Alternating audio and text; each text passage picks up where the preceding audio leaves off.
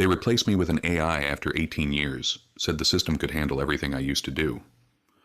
My name's Alan. I'm 46 years old, and until 2 months ago, I was the lead systems architect at a mid-sized tech firm that used to trust humans more than predictions. I'd been with the company for 18 years, long enough to remember when we ran servers out of a broom closet, long enough to know which lines of code had duct tape logic and which ones were mine. You wouldn't find my name in any press release or printed on the wall next to the mission statement. That was never my style. I wasn't there for the glory shots or launch parties. I was the guy who came in before sunrise and left after the nightly sync logs were cleared. I worked in systems architecture, the skeleton crew that kept things running when everyone else had gone home, patching legacy code, redesigning load balancers, fending off weekend DDoS spikes. You get the picture. Nothing glamorous.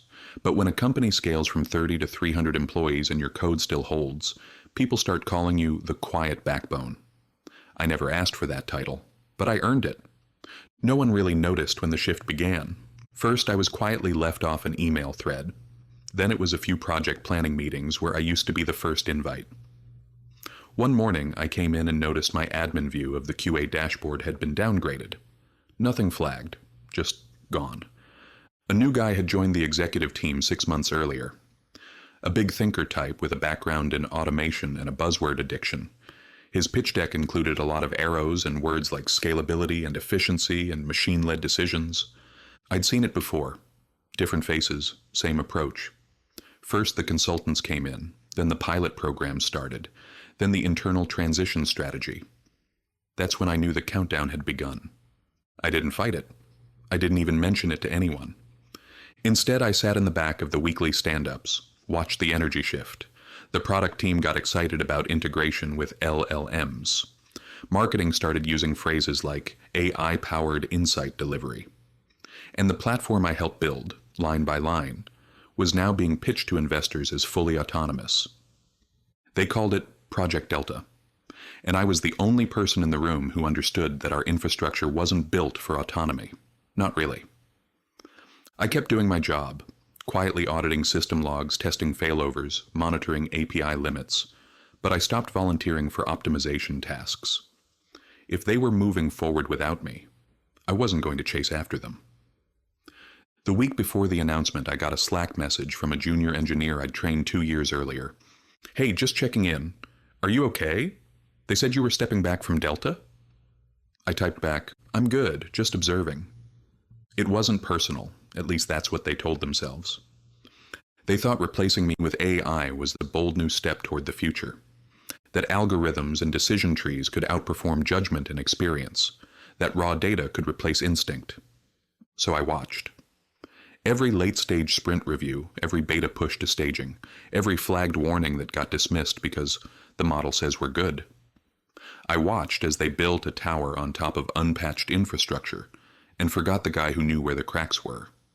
And when the launch date was locked, when the announcement emails were scheduled and the whole floor was buzzing about this new era of intelligent systems, I just smiled, packed up my desk, cleared my local drive. They never asked why I didn't say anything, and I never told them. It didn't happen in some dramatic boardroom scene. No confrontation, no blindsiding, just a calendar invite titled Quick Touch Base, 15 minutes. I walked in. The new CTO and our head of operations were already sitting there. A folder was on the table, water bottles, smiles, the kind of setup you only see when someone's rehearsed how not to look uncomfortable. The CTO leaned forward. "Alan, first of all, we appreciate everything you've built here. None of this exists without your foundation." He paused like that sentence needed to land. I didn't say a word. "That said, we're moving into a new phase. Project Delta has proven what we were hoping. The AI platform can handle full deployment, monitoring, scaling, even preemptive diagnostics. It's exceeded expectations." There it was. "We think it's time to transition some legacy roles, especially those that can now be managed by the system. This isn't a firing," he added quickly, like that would help. "Just, realignment." I nodded once. Quiet. "I assume you want me to help with the transition." They both exhaled, relieved. "Exactly. 6 weeks. Minimal disruption. Of course, we'll provide a strong severance package and anything you need." The folder slid toward me. It was already prepared.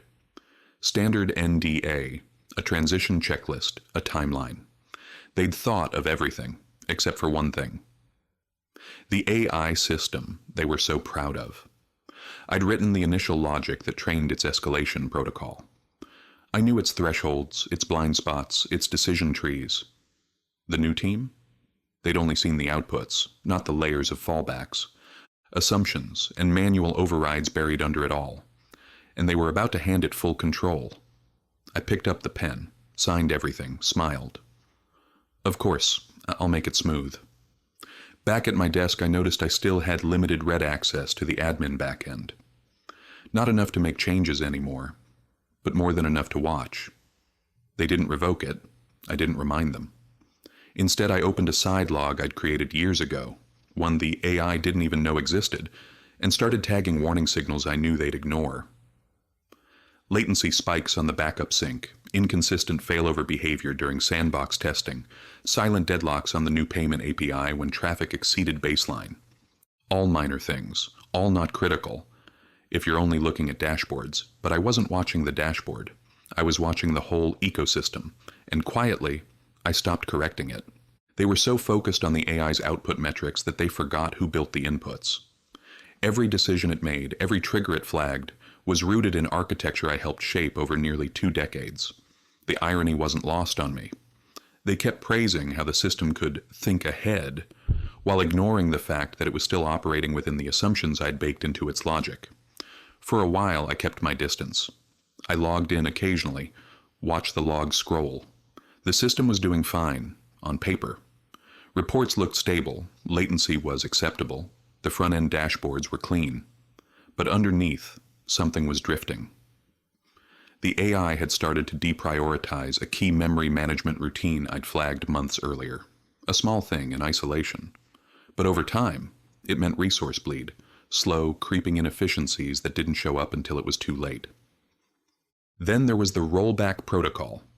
I designed it to pause updates automatically if 3 or more systems threw a sync error within a narrow time window. It wasn't flashy, but it had saved us more than once. The AI, on the other hand, flagged the pause as unnecessary. Confidence threshold met, it reported, and the update went through anyway.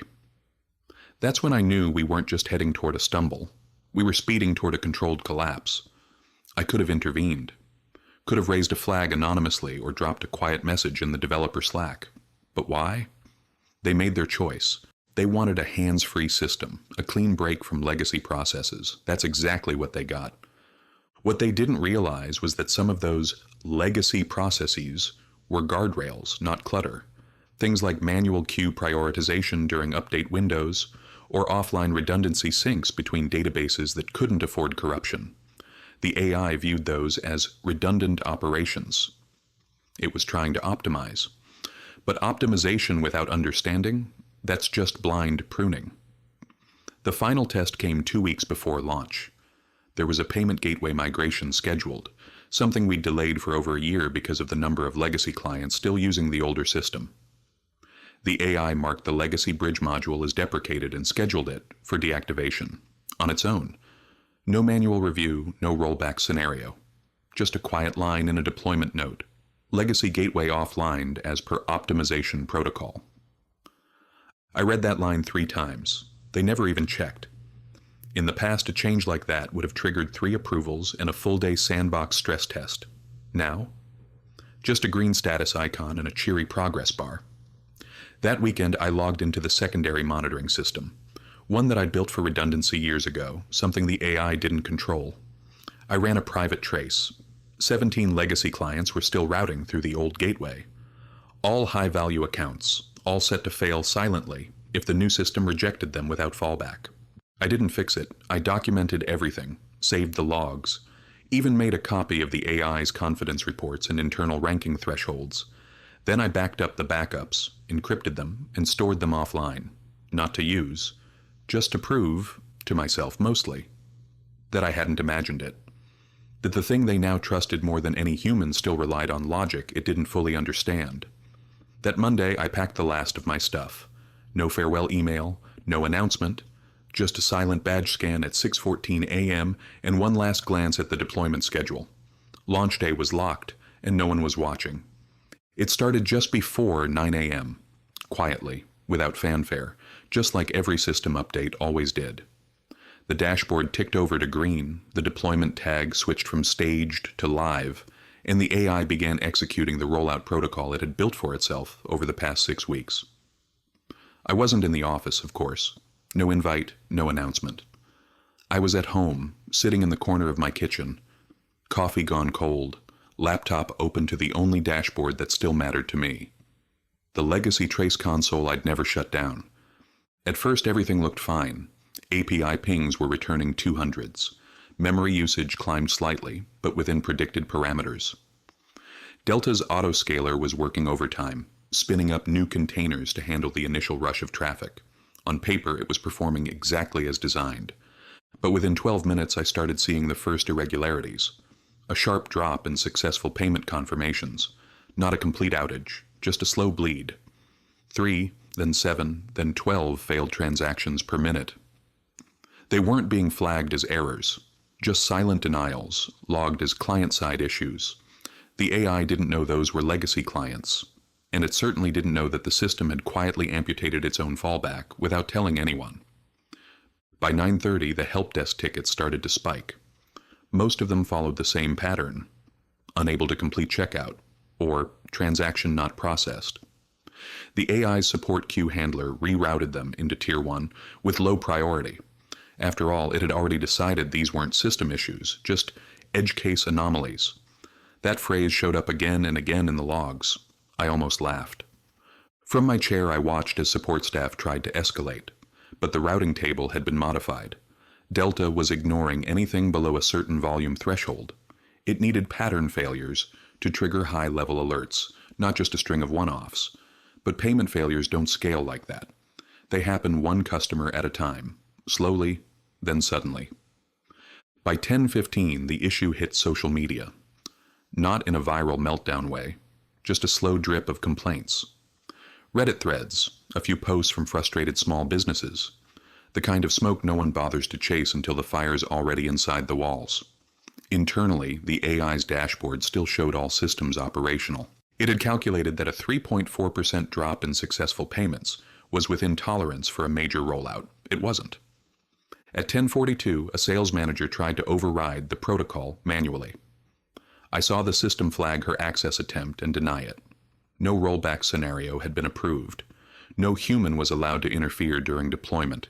Delta had locked the sandbox for the full 48-hour window. That was the rule now. Hands off. Let the AI run. I don't know what kind of meetings were happening behind the scenes by then. I imagine they were tense, confused, probably angry. But no one reached out to me. Not that I expected them to.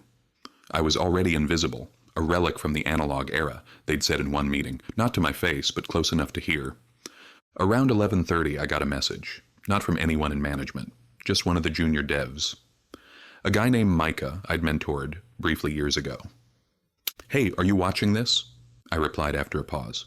Yes. He didn't write back. He didn't have to. By noon, 3 major clients had suspended their accounts. All of them ran on the legacy gateway. All of them had warned the company months ago not to touch their configurations until after Q2. Their contracts had fallback clauses, refund penalties. I saw one of the legal flags hit the archive. An automated alert sent to the company's legal inbox that probably didn't even get checked until hours later. The AI just kept running. By 1 p.m., the confidence index was still green. That was the part that got to me. Not the failure, not even the fallout, just the sheer confidence. The system was burning itself alive, and it still believed it was doing fine. Everything was within spec. No alarms, no alerts, just a steady hum of activity wrapped in self-assurance. I closed my laptop at 1:17 p.m. I didn't need to watch the rest. The damage was already done, and I wasn't interested in witnessing the aftermath. Whatever came next, apologies, restructuring, damage control, it wouldn't involve me. I'd left all my documentation in their hands. Whether they read it or not was no longer my concern. I stepped outside for the first time that day. The sun was out, birds were loud. Somewhere in the distance, a neighbor was mowing their lawn like it was any other Tuesday, and for me, it was. No revenge, no dramatic rescue, just silence. And the weight of knowing I'd spent 18 years building something that now had no idea how to recognize when it was failing. I didn't check the company dashboard for the next 2 days. Whatever was going to happen would happen whether I watched it or not. There's a certain peace in walking away from something and knowing you don't owe it anything anymore. No more patches, no more late-night pings, no more frantic requests to just take a quick look at something that had been broken for weeks before anyone noticed. Still, curiosity has a way of creeping in when the adrenaline fades. On Thursday morning, I gave in. Just one look. I logged into a public-facing status page. Not internal, nothing proprietary. It was clean and simple. System health indicators, client access percentages, regional latency charts. The kind of dashboard meant more for investors than engineers. Every metric had a footnote. Downtime reported. Traffic rerouted. Emergency patch pending. But the one thing that caught my eye wasn't in red. It was a tiny update at the bottom of the page. Manual oversight reinstated for escalation handling. AI systems under internal review. That told me more than a dozen graphs could. It meant they had lost control. Or rather, they'd realized they never had it to begin with. There was no press release, no memo. The company didn't publicly acknowledge the failure, and I didn't expect them to. That's not how these places work. They survive on appearances. You only tell people what went wrong after you've already fixed it, preferably with a rebrand and a new set of buzzwords to distract from the damage. But inside the industry, people talk. Over the next week, I got 3 messages from former coworkers. Not close friends, just people I'd shared code reviews with or bumped into at coffee stations. None of them asked for help directly. They were too careful for that. But they all asked the same thing in slightly different ways. Did you notice anything off before you left? That's how you ask for guidance when you're not allowed to admit you're drowning. I responded with neutral advice. Reminded them to look at the old system maps, check version control logs, revisit deprecated rollback scenarios. Nothing that broke my NDA. Nothing that crossed the line. Just enough to point them toward the lifeboats if they still had time to reach them. Micah, the junior dev, messaged me again too. They're blaming the model tuning, saying the AI's weights weren't optimized for edge cases. I read the message twice, then replied, it wasn't the weights. It was the absence of guardrails. He didn't reply. I didn't expect him to, but I saw he read it almost immediately. The next day, the company's support portal went down for 2 hours. No explanation. Just a maintenance banner and silence. That usually means someone pulled the plug on an automated handler and had to reroute requests manually, probably without knowing how the original flow worked. Those systems had layers of conditional logic, some of which I wrote back when we had 5 clients in one server room. Now? They'd scaled it across 3 regions, with teams in 2 time zones who didn't know where the original configuration even lived. I heard from a vendor contact the following Monday. Nothing official, just a friendly check-in. He mentioned casually that the company had pushed back several partner meetings, said they were reevaluating the deployment model after a few unexpected customer experience issues. That's PR speak for, we broke something and have no idea how deep the damage goes. I asked if they'd be reintroducing any human oversight. He laughed. From what I hear, the board's not just reintroducing it, they're demanding it. That made me pause. The board. See, one of the things most people forget is that corporate boards don't care about innovation. They care about risk, revenue, liability. If a cutting-edge tool puts those at risk, it doesn't matter how smart it is. That afternoon, I got an unexpected email. It wasn't from the company, but the address domain was familiar. Legal, from the outside, short, polite, formal. We're conducting a review of Project Delta's launch sequence and would appreciate your perspective as a key contributor to the system's original architecture. Any consultation would, of course, be compensated and subject to standard confidentiality. I didn't respond, not because I was angry and not because I wanted to punish anyone, but because I'd already given them everything they needed. Years of design, oversight, warnings. I'd shown up every day and made the system work. What they did with it after I left was their decision. I wasn't coming back to clean up the mess they insisted wasn't there. Later that week, I bumped into a former HR coordinator from the company at a cafe downtown. She recognized me, came over, asked how I was doing. We made small talk. She mentioned offhand that 3 senior engineers had resigned since launch. Quiet exits, no drama. Just people who saw what was coming and didn't want to be the ones left holding the system when it failed again. Before she left, she said something that stuck with me. We thought the AI was going to free us up to do more meaningful work, but it turns out it just made it harder to do any work at all. I nodded but didn't say much. Some lessons don't need commentary.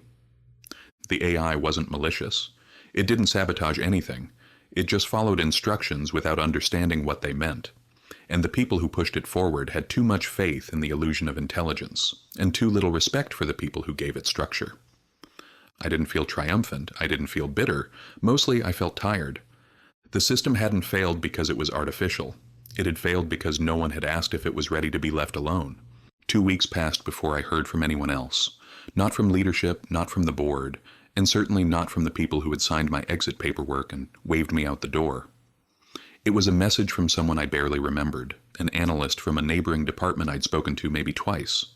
Her tone was careful, diplomatic, the kind of email you send when you're not sure how it will be received. "Hi, Alan. I know we haven't worked closely, but I was wondering if I could ask you something. We're doing a post-mortem on Delta and trying to map the gaps in our rollback logic. Did you ever have a diagram of the pre-Delta escalation paths? Nobody can find one." I stared at the message for a long time. There had been a diagram, yes. I had drawn it myself. Multiple times, in fact. It had lived in our shared drive for years. Updated every quarter, reviewed by leadership, signed off before every release cycle. But I remembered clearly. 2 months before my departure, the document had been labeled obsolete by the new team and archived. They wanted clean frameworks. Simple flows, no legacy clutter. And now they were digging through the past looking for the parts they'd thrown away. I replied the next morning. Short. Director. "I don't have the file anymore, but if you're rebuilding from scratch, make sure your escalation layers aren't purely event-based. That's where the blind spots were." She thanked me, and that was it. No calls, no dramatic confessions, just quiet damage control, taking place behind the scenes while the company tried to pretend everything was under control on the surface. But I knew better. I heard from Micah again later that week. He'd left the company, moved to a small startup that was trying to build a more human-centric monitoring platform. He didn't say much about the fallout, only that the stress had started to wear people down. Half the team was burned out. The other half was too afraid to admit how little they understood about the system they were managing. He asked me what I was working on now. I told him the truth. Nothing. I wasn't in a hurry to jump into the next thing. I wasn't chasing revenge or legacy or validation. I had enough savings to take my time.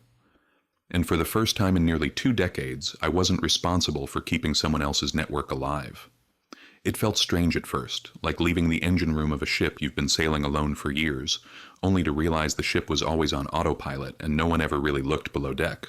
Sometimes I'd catch myself checking error logs out of habit, then close the tab before the page finished loading.